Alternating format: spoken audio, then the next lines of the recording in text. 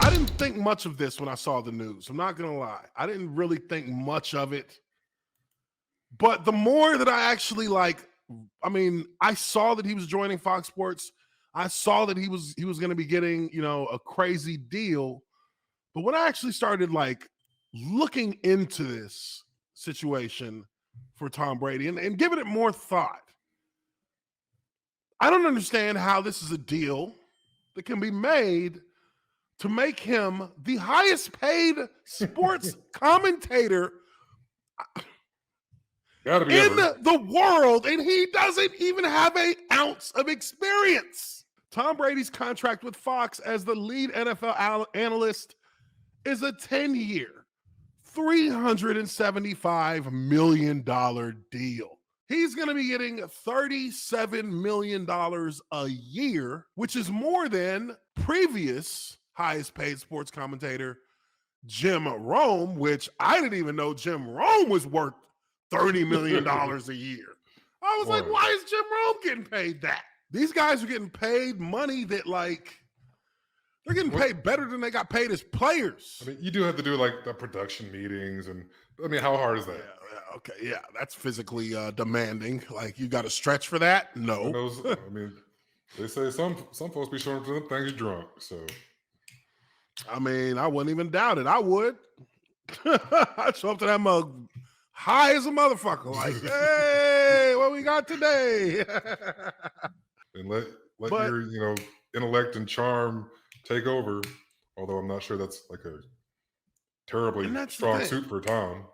And that's the point exactly. Is as I'm thinking about this situation, I'm like, is Tom Brady as a personality? Is he even the kind of person who even has the kind of charisma that you would want at that as a commentator? I think of a guy hell, Tony Romo even. Tony Romo has some charisma. Tony Romo has a lot of ways of teaching the nuance of football to the audience while commentating. I'm not saying Tom Brady doesn't have, he obviously has a great amount of football knowledge, but to be able to bring that out entertaining way in a thoughtful way to an audience is a whole nother skill set. Yeah, connects with the everyman. And that's why John Madden was so immensely popular, because he could take these complex ideas and make it so, anybody could understand it. 8-year-old me could know what he was talking about. Exactly. You understood football immediately when Madden talked about the nuance of the game, because he explained it in a very layman style. It's you got this green Gatorade, you got this one orange Gatorade bottle here, then you got another orange Gatorade jug here, and this one is the mama, and this one is the papa. When you put those two together, you get this cup over here, that's the third Gatorade tub there, and that's the one they're going to use on the coach if they win the Super Bowl. And it's boom, that's what you got. He didn't talk about coverages. He didn't talk about shades. He just said, this guy's supposed to go here, this guy's supposed to go here, and when you see him come through the hole here, he's going to lower that inside shoulder, and boom, he lays this guy flat on his back. Emmitt Smith, he goes all the way for the touchdown. Yeah, he kept it simple.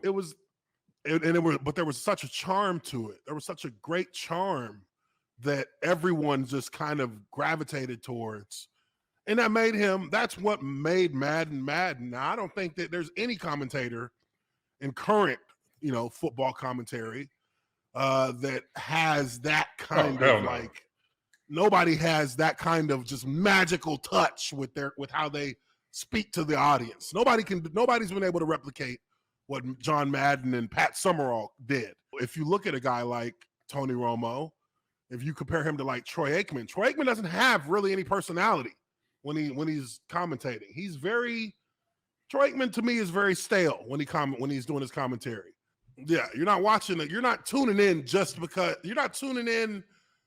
Monday Night Football. You're going to tune into Monday Night Football because you love Monday Night Football, and Aikman's going to be, Aikman and Joe Buck are going to be the commentators. But with Monday Night Football, with John Madden and who was it? John Madden and Al Michaels, I believe it was. I think so. They had a couple different rosters. Yeah, I think they were like the main Monday Night Football. On Sundays on Fox, it was Pat Summerall and John Madden. Mm-hmm. But on Monday night, like the bonus is that Madden is going to be commentating. You know it's going to be a good game if Madden's on the commentary. Right. Because he's going to bring that kind of that slapstick, but high IQ football commentary. Nobody's ever heard Tom Brady commentate anything in football. Like you don't really even hear Tom Brady talk that much in terms of just dealing with the media. And Tom Brady's always been kind of adversarial to the media. So it's like, I don't get the impression that he would bring anything new or anything refreshing or any kind of unique angle to sports commentary. I just don't see that. And for them to give this cat, before he even retires football, I'm going to hate on this motherfucker right now. You understand me? I'm going to hate on this motherfucker right now. I'm going to hate on it. $375 million and you ain't even done playing yet? How do you just fall into that? I mean, yes, okay, of course. It's Tom Brady. But hey, Brett Favre got Super Bowls. Don't nobody want to hear Brett Favre commentate. Well, he done aligned himself with some nonsense since he's retired. Yeah. Oh, I mean, that's another thing we could even talk about. Brett Favre is getting sued for like $24 million because he stole $24 million from a welfare fund. Oh, no. I didn't hear that. Damn. Yes. Because like Clinton Portis and all the cats that were defrauding the insurance medical shit. Yeah, the medical. I mean, that's not state money or government money. So, I mean, probably a little bit less severe, and it wasn't $24 million. It might have been like 2 or 3. But still, looking at doing some time, I believe. Yeah, theirs was like maybe like $2 million or something like that. And right. They got like Clinton Portis. Did they get how much? They gave him like a year or 2, right? I couldn't say for sure. Tom Brady, as I've been sitting here whining and complaining, he's going to be getting paid, and he's locked up for the rest of his life, basically, before he even retires. And that must mean, I mean, look, the guy is continuing on another 10-year career in post-football life. He can't, for a minute, have himself be stuck at home with Giselle. That if there's one thing we're learning about all this, is that this cat has no intention on staying at home and being being daddy Tom Brady dad. Mm-mm. Because he retired and 6 weeks later he said, fuck this shit. I'm going back to the field. I can't deal with these kids being around me all day, every day. I can't deal with this woman asking me to take the trash out twice a day. I can't do that. Oh, man. I'm going back to football, baby. We got it. Unfinished business, baby. Like, I'm going to teach everyone's kids except mine.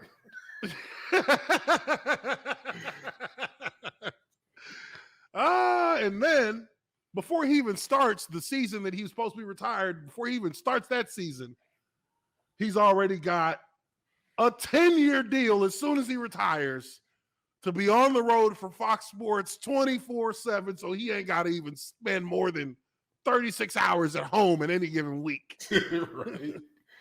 That cat is set up. Oh, there goes Tom again. Won't even call him Dad anymore. Say, Tom. Hey, Tom. Good to see you. This guy does not want to be at home. How long are you in town this time?